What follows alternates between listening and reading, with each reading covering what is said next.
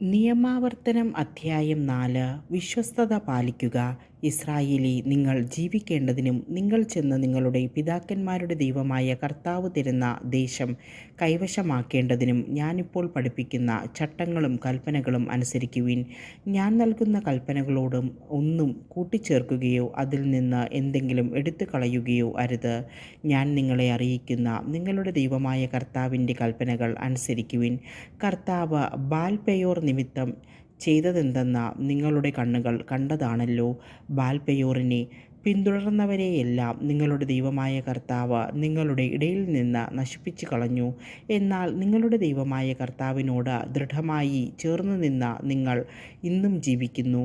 ഇതാ, നിങ്ങൾ കൈവശമാക്കാൻ പോകുന്ന രാജ്യത്ത് നിങ്ങൾ അനുഷ്ഠിക്കേണ്ടതിന് എൻ്റെ ദൈവമായ കർത്താവ് എന്നോട് കൽപ്പിച്ച പ്രകാരം അവിടുത്തെ ചട്ടങ്ങളും കൽപ്പനകളും നിങ്ങളെ ഞാൻ പഠിപ്പിച്ചിരിക്കുന്നു. അവയനുസരിച്ച് പ്രവർത്തിക്കുവിൻ. എന്തെന്നാൽ അത് മറ്റ് ജനതകളുടെ ദൃഷ്ടിയിൽ നിങ്ങളെ ജ്ഞാനികളും വിവേകികളുമാക്കും. അവർ ഈ കൽപ്പനകളെപ്പറ്റി കേൾക്കുമ്പോൾ മഹത്തായ ഈ ജനത ജ്ഞാനവും വിവേകവുമുള്ളവർ തന്നെ എന്ന് പറയും. നാം വിളിച്ചപേക്ഷിക്കുമ്പോഴൊക്കെ നമ്മുടെ ദൈവമായ കർത്താവ് നമുക്ക് സമീപസ്ഥനായിരിക്കുന്നത് പോലെ ദൈവം ഇത്ര അടുത്തുള്ള വേറെ ഏത് ശ്രേഷ്ഠ ജനതയാണുള്ളത്? ഞാൻ ഇന്ന് നിങ്ങളുടെ മുൻപിൽ വച്ചിരിക്കുന്ന നിയമ സംഹിതയിലേതുപോലെ നീതിയുക്തമായ ചട്ടങ്ങളും നിയമങ്ങളും മറ്റേത് ശ്രേഷ്ഠ ജനതയ്ക്കാണുള്ളത്? നിങ്ങളുടെ കണ്ണുകൾ കണ്ട കാര്യങ്ങൾ മറക്കാതിരിക്കാനും ജീവിതകാലം മുഴുവൻ അവ ഹൃദയത്തിൽ നിന്ന് മായാതിരിക്കാനും ശ്രദ്ധിക്കുവിൻ. ജാഗരൂകരായിരിക്കുവിൻ. അവയെല്ലാം നിങ്ങളുടെ മക്കളെയും മക്കളുടെ മക്കളെയും അറിയിക്കണം. ഹോറബിൽ നിങ്ങളുടെ ദൈവമായ കർത്താവിൻ്റെ മുൻപിൽ നിങ്ങൾ നിന്ന ദിവസം കർത്താവ് എന്നോട് ആജ്ഞാപിച്ചു, ജനത്തെ എൻ്റെ മുൻപിൽ വിളിച്ചു കൂട്ടുക. ഈ ഭൂമുഖത്ത് വസിക്കുന്നിടത്തോളം കാലം എന്നെ ഭയപ്പെടാൻ പഠിക്കുന്നതിനും അവർ അത് തങ്ങളുടെ മക്കളെ പഠിപ്പിക്കുന്നതിനും എൻ്റെ വാക്കുകൾ അവർ കേൾക്കട്ടെ. നിങ്ങൾ അടുത്ത് വന്ന പർവ്വതത്തിൻ്റെ അടിവാരത്ത് നിന്നു. ആകാശത്തോളം ഉയർന്ന അഗ്നിയാൽ പർവ്വതം ജ്വലിച്ചുകൊണ്ടിരുന്നു. അന്ധകാരവും കനത്ത മേഘവും അതിനെ ആവരണം ചെയ്തിരുന്നു. അപ്പോൾ അഗ്നിയുടെ മധ്യത്തിൽ നിന്ന് കർത്താവ് നിങ്ങളോട് സംസാരിച്ചു. നിങ്ങൾ ശബ്ദം കേട്ടു, ശബ്ദം മാത്രം, രൂപം കണ്ടില്ല. തൻ്റെ ഉടമ്പടി അവിടുന്ന് നിങ്ങളോട് പ്രഖ്യാപിച്ചു. നിങ്ങളോട് അനുഷ്ഠിക്കാൻ അവിടുന്ന് ആജ്ഞാപിച്ച 10 കൽപ്പനകളാണവ. 2 കൽപ്പലകകളിൽ അവിടുന്ന് അവ എഴുതി. നിങ്ങൾ ചെന്ന് കൈവശമാക്കുന്ന ദേശത്ത് നിങ്ങൾ അനുഷ്ഠിക്കേണ്ട ചട്ടങ്ങളും നിയമങ്ങളും നിങ്ങളെ പഠിപ്പിക്കാൻ കർത്താവ് അന്ന് എന്നോട് കൽപ്പിച്ചു. വിഗ്രഹാരാധനയ്ക്കെതിരെ അതിനാൽ നിങ്ങൾ പ്രത്യേകം ശ്രദ്ധിക്കുവിൻ. ഹോറബിൽ വെച്ച് അഗ്നിയുടെ മധ്യത്തിൽ നിന്ന് കർത്താവ് നിങ്ങളോട് സംസാരിച്ച ദിവസം നിങ്ങൾ ഒരു രൂപവും കണ്ടില്ല. അതിനാൽ എന്തിൻ്റെയെങ്കിലും സാദൃശ്യത്തിൽ പുരുഷൻ്റെയോ സ്ത്രീയുടെയോ ഭൂമിയിലുള്ള ഏതെങ്കിലും മൃഗത്തിൻ്റെയോ ആകാശത്തിലെ ഏതെങ്കിലും പറവയുടെയോ നിലത്തെഴിയുന്ന ഏതെങ്കിലും ജന്തുവിൻ്റെയോ ഭൂമിക്കടിയിലെ ജലത്തിൽ വസിക്കുന്ന ഏതെങ്കിലും മത്സ്യത്തിൻ്റെയോ സാദൃശ്യത്തിൽ വിഗ്രഹമുണ്ടാക്കി നിങ്ങളെ തന്നെ അശുദ്ധരാക്കാതിരിക്കാൻ സൂക്ഷിച്ചു കൊള്ളുവിൻ. നിങ്ങൾ ആകാശത്തിലേക്ക് കണ്ണുകളുയർത്തി സൂര്യനെയും ചന്ദ്രനെയും നക്ഷത്രങ്ങളെയും എല്ലാ ആകാശഗോളങ്ങളെയും കണ്ട് ആകൃഷ്ടരായി അവയെ ആരാധിക്കുകയും സേവിക്കുകയും ചെയ്യാതിരിക്കാൻ പ്രത്യേകം ശ്രദ്ധിച്ചു കൊള്ളുവിൻ. അവ ആകാശത്തിൻ്റെ കീഴിലുള്ള എല്ലാ ജനതകൾക്കും വേണ്ടി നിങ്ങളുടെ ദൈവമായ കർത്താവ് നൽകിയിരിക്കുന്നവയാണ്. ഇന്നത്തെ പോലെ നിങ്ങൾ തൻ്റെ സ്വന്തം ജനമായിരിക്കേണ്ടതിന് കർത്താവ് നിങ്ങളെ സ്വീകരിക്കുകയും ഈജിപ്താകുന്ന ഇരുമ്പ് ചൂളയിൽ നിന്ന് പുറത്തു കൊണ്ടുവരികയും ചെയ്തിരിക്കുന്നു. മാത്രമല്ല, നിങ്ങൾ മൂലം കർത്താവ് എന്നോട് കോപിച്ചു. ഞാൻ ജോർദാൻ കടക്കുകയോ നിങ്ങളുടെ ദൈവമായ കർത്താവ് നിങ്ങൾക്ക് അവകാശമായി നൽകുന്ന വിശിഷ്ട ദേശത്ത് പ്രവേശിക്കുകയോ ചെയ്യുകയില്ലെന്ന് അവിടുന്ന് എന്നോട് ശപഥം ചെയ്തു. ആകയാൽ ഞാൻ ഈ ദേശത്ത് വെച്ച് മരിക്കും, ജോർദാൻ കടന്നു പോകില്ല. എന്നാൽ നിങ്ങൾ കടന്നു ചെന്ന് ആ വിശിഷ്ടദേശം കൈവശപ്പെടുത്തും. നിങ്ങളുടെ ദൈവമായ കർത്താവ് നിങ്ങളുമായി ഉണ്ടാക്കിയ ഉടമ്പടി മറക്കാതിരിക്കാനും അവിടുന്ന് വിലക്കിയിട്ടുള്ളതുപോലെ എന്തിൻ്റെയെങ്കിലും സാദൃശ്യത്തിൽ വിഗ്രഹമുണ്ടാക്കാതിരിക്കാനും ശ്രദ്ധിക്കുവിൻ. എന്തെന്നാൽ നിങ്ങളുടെ ദൈവമായ കർത്താവ് ദഹിപ്പിക്കുന്ന അഗ്നിയാണ്, അസഹിഷ്ണുവായ ദൈവമാണ്. നിങ്ങൾക്ക് മക്കളും മക്കളുടെ മക്കളും ജനിക്കുകയും നിങ്ങൾ അവിടെ വളരെ കാലം താമസിക്കുകയും ചെയ്യുമ്പോൾ എന്തിൻ്റെയെങ്കിലും സാദൃശ്യത്തിൽ വിഗ്രഹമുണ്ടാക്കി നിങ്ങളെ തന്നെ അശുദ്ധരാക്കുകയും നിങ്ങളുടെ ദൈവമായ കർത്താവിൻ്റെ കോപം ജ്വലിക്കുമാറ് അവിടുത്തെ മുൻപിൽ തിന്മ പ്രവർത്തിക്കുകയും ചെയ്താൽ, ഞാനിന്ന് ആകാശത്തെയും ഭൂമിയെയും നിങ്ങൾക്കെതിരെ സാക്ഷികളാക്കി പറയുന്നു.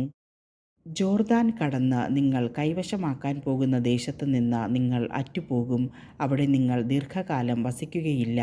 നിങ്ങൾ നശിപ്പിക്കപ്പെടും. കർത്താവ് നിങ്ങളെ ജനതകളുടെ ഇടയിൽ ചിതറിക്കും. നിങ്ങളിൽ ചുരുക്കം പേർ മാത്രം അവശേഷിക്കും. അവിടെ മനുഷ്യനിർമ്മിതമായ ദൈവങ്ങളെ കാണുകയോ കേൾക്കുകയോ ഭക്ഷിക്കുകയോ ഹ്രാണിക്കുകയോ ചെയ്യാത്ത കല്ലിനെയും തടിയെയും നിങ്ങൾ സേവിക്കും.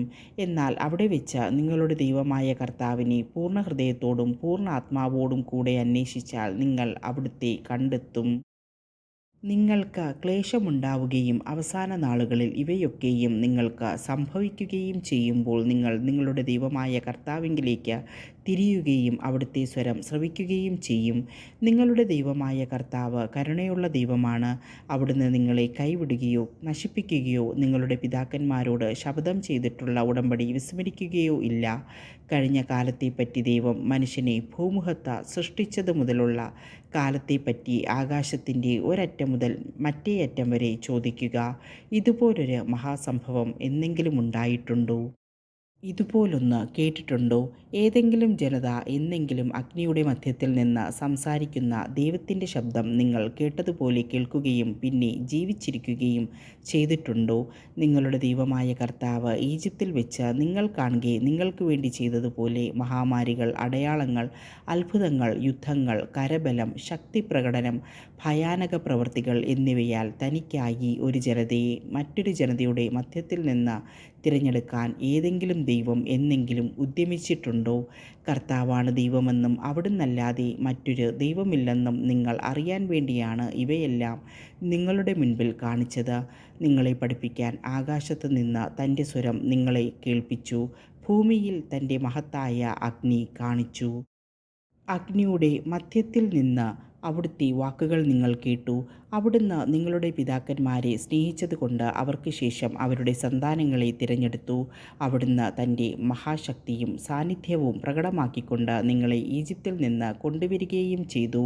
നിങ്ങളെക്കാൾ വലിയവരും ശക്തരുമായ ജനതകളെ നിങ്ങളുടെ മുൻപിൽ നിന്ന് നീക്കിക്കളയാനും നിങ്ങളെ കൊണ്ടുവന്ന് ഇന്നത്തേതുപോലെ അവരുടെ ദേശം നിങ്ങൾക്ക് അവകാശമായി തരാനും വേണ്ടിയായിരുന്നു അത്. മുകളിൽ സ്വർഗത്തിലും താഴെ ഭൂമിയിലും കർത്താവല്ലാതെ മറ്റൊരു ദൈവമില്ലെന്ന് ഗ്രഹിച്ച് അത് ഹൃദയത്തിൽ ഉറപ്പിക്കുവിൻ. ആകയാൽ നിങ്ങൾക്കും നിങ്ങളുടെ സന്തതികൾക്കും നന്മയുണ്ടാകാനും ദൈവമായ കർത്താവ് നിങ്ങൾക്ക് ശാശ്വതമായി തരുന്ന ദേശത്ത് ദീർഘകാലം വസിക്കാനും വേണ്ടി കർത്താവിൻ്റെ ചട്ടങ്ങളും പ്രമാണങ്ങളും പാലിക്കുവിൻ എന്ന് ഞാൻ നിങ്ങളോട് കൽപ്പിക്കുന്നു. അഭയനഗരങ്ങൾ. പിന്നീട് ജോർദാനക്കരെ കിഴക്ക് ഭാഗത്ത് 3 പട്ടണങ്ങൾ മോശ വേർതിരിച്ചു. പൂർവ്വവിരോധം കൂടാതെ അബദ്ധവശാൽ തൻ്റെ അയൽക്കാരനെ വധിക്കാനിടയായവന് ആ പട്ടണങ്ങളിലൊന്നിൽ ഓടിയെത്തി ജീവൻ രക്ഷിക്കാൻ വേണ്ടിയാണത്. മരുഭൂമിയിലെ സമതല പ്രദേശത്ത് സ്ഥിതി ചെയ്യുന്ന ബേസർ റൂബൻ വംശജർക്കും, ഗിലെയാദിലുള്ള റാമോത്ത് ഗാദ് വംശജർക്കും, ബാശാനിലുള്ള ഗോലാൻ മനാസെ വംശജർക്കും വേണ്ടിയാണ്. മോശ ഇസ്രായേൽ മക്കൾക്ക് കൊടുത്ത നിയമമാണിത്. ഈജിപ്തിൽ നിന്ന് പുറത്തു കടന്നതിന് ശേഷം കൽപ്പിച്ച അനുശാസനങ്ങളും ചട്ടങ്ങളും നിയമങ്ങളും. ജോർദാൻ്റെ മറുകരെ ബേത് പെയോറിനെതിരെയുള്ള താഴ്വരയിൽ വെച്ചാണ് മോശ ഈ കൽപ്പനകൾ നൽകിയത്. ഈജിപ്തിൽ നിന്ന് പുറത്തു കടന്നതിന് ശേഷം മോശയും ഇസ്രായേൽ ജനവും തോൽപ്പിച്ച ഹെഷ്ബോണിൽ വസിച്ചിരുന്ന അമോര്യ രാജാവായ സീഹോൻ്റെ രാജ്യത്തിലായിരുന്നു ബേത് പെയോർ. അവർ സീഹോൻ്റെ രാജ്യവും ബാശാനിലെ രാജാവായ ഓഗിൻ്റെ രാജ്യവും കൈവശമാക്കി. ജോർദാനക്കരെ കിഴക്കുഭാഗത്ത് വസിച്ചിരുന്ന അമോര്യ രാജാക്കന്മാരായിരുന്നു അവർ. അർണോൺ നദിയുടെ തീരത്ത് സ്ഥിതി ചെയ്യുന്ന അരോവേർ മുതൽ സിയോൻ മല, അതായത് ഹെർമോൺ വരെയും, ജോർദാൻ്റെ മറുകരെ കിഴക്കുഭാഗത്തുള്ള അരാബ മുഴുവനും, പിസ്ഗായുടെ ചെരിവിന് താഴെയുള്ള അരാബ കടൽ വരെയുമാണ് അവർ കൈവശപ്പെടുത്തിയത്.